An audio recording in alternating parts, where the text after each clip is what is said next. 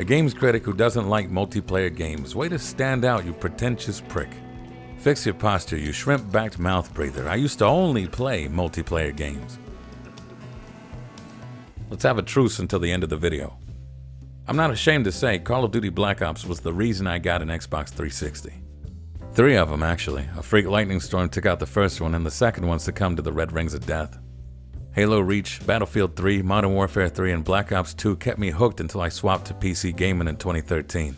That's where my traceable paper trail begins. 6,000 hours in Smite, 600 hours in PUBG, 300 in ARK, 250 in Dead by Daylight, who knows how many in Minecraft. So I'm coming at it from a place of sincerity, experience, and passion when I say something is wrong with multiplayer games today. Too many are overtly predatory, using every trick in the book to keep people playing, and for what? Aside from a select few, it feels like there is no content in live service games, and no real development plan outside of implementing whatever the loud crowd and serious men in suits want. All in an effort to keep people churning through because people are the real content in video games. My multiplayer disenfranchisement began with Paragon, the first game I personally witnessed be tainted by the multiplayer miasma that comes mandatory in today's games. It was a third-person MOBA created by Epic Games in 2015. I say was because it's dead now, murdered by its own monetization system. It was technically free to play, but you had to buy card packs with real money or currency you grind out for a chance to get a piece of an item. If you've never played a MOBA, that's like being forced to pay for bullets in an online shooter. Something tells me Epic Games saw Blizzard's success with Hearthstone at the time and figured card packs were the way of the future into an early grave. I desperately tried to tell the developers that this was a horrible idea during the alpha, but other testers rebutted me, saying opening card packs is exciting. Opening card packs is exciting. Getting legendary loot is exciting. Finding one more fry at the bottom of the burger bag is exciting, but it doesn't make sense outside of games like Magic the Gathering and Hearthstone. I'm not inherently against a company making money or a person spending their money on claw machine waifus. That's your prerogative. It's when a monetization system is duct taped to the face of a game that I lose faith in the ability of developers to wrestle the steering wheel away from the data analysts or the accountants that run game studios these days. Online multiplayer games used to ask me if I cared to spend a few bucks while I played. Now they ask me if I care to play a few games while I spend money. In the end, a good game with bad monetization is just a bad game. Then 2016 came along, and that's when I felt games were really jumping the gun to ask for my mom's credit card. A fully integrated day one esports scene for Overwatch seemed opportunistically premature. Like the fox was trying to get into the chicken coop before the chickens had even hatched, and it was selling other foxes' reservation in the henhouse. It's as if Blizzard was trying to buy legitimacy for their game so they could catch up to League of Legends without any of the grassroots efforts that created the scene. It happened to Heroes of the Storm, and I won't be surprised if it happens to Overwatch 2 too.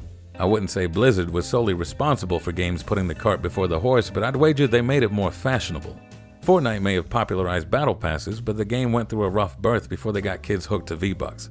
Online multiplayer games have always had shaky releases, but now they release with concrete ways to spend money and time, the two biggest boxes on the corporate checklist. Mobile gamers know what I'm talking about. Even if you play a game without spending a dime, you're flooded with notifications about the newest battle passes, chests, card packs, daily rewards, seasonal events. There's so many things you can do. I'm not here because I have too much free time. I wanted to play a fun game designed by creative people. If I suddenly found myself immortal, maybe I'd consider partaking, but until then, life's too short. I want something fun to do, not just something to do. Put a few more drinks in me and I would blame Path of Exile for all of this. Chris Wilson gave a talk at a game developers conference in 2019 where he described the process to making a game last forever. Frankly, it's brilliant and easily backed up as Path of Exile continues to break its all-time user peaks even today. I recommend watching to hear how a passionate but struggling studio in New Zealand formulated a plan that maximized the appeal of their work, which maximized their longevity and money as a byproduct. Battle passes are effective. Seasonal content changes are exciting. Randomized loot drops and procedural map generation can be beneficial for games. Targeting the whales and content creators is a viable strategy if it all supplements the amazing core of one of the best free-to-play ARPGs that's ever hit the market. Without a solid core, it doesn't work for any game. This system especially does not work for online multiplayer PvP games. But since then, I've seen multiplayer games mimic Path of Exile's development plan. There's the season patches, there's the battle passes, there's the new event every 13 weeks. That's where I can spend all my time and money, but where is the game? Well, the game is PvP. You could play casuals, you could play ranked, you could bring your friends with you. So the players are the content then. Every time someone stands up for lackluster multiplayer drivel by saying it's fun with friends, a red-suited investor's horns grow bigger. I'm always curious about the excuses people come up with to defend the inexcusable, and it's generally been the same. It's more fun with friends. Why don't you see that as a virtue of your friends and not of the game? There's a newer excuse that comes up recently, and that's maybe one day the game will have more content. And that sums up what online multiplayer gaming has become in the last decade. A way to dangle carrots forever. If you don't like the carrot once it finally drops, it's okay, because we'll dangle another carrot for you. There will always be more promises for content. And if you don't like the current content, then tell us what kind of content you want and we'll do our best to bring it to you. In the meantime, go back to playing the game. Repeat, repeat, repeat. Live service games eventually reach a point where the heartless design pushes creatives away and leaves only the developers who are willing to design by CEO, community feedback, data analysts, and quarterly projections. The fan base that's left will be primarily made up of people who are willing to actively partake in the carrot dangling and shout over each other so the next one caters more to their needs. I have to give it to Fortnite. It's created a hub within its own game for people to socialize, play other kinds of games, be competitive, or create things with people. While gamers are the content within their game, Epic Games have taken the time to make something worthwhile that they can then monetize. It's a better look than Paragon, that's for sure. But I doubt the rest of the industry will take the moral of the story to be make better games first and monetize after. Instead, online multiplayer gaming gets to where it is now. Even the PvE games are going the way of color-coded loot, opening packs, battle passes, and seasonal updates. Redfall was inevitable.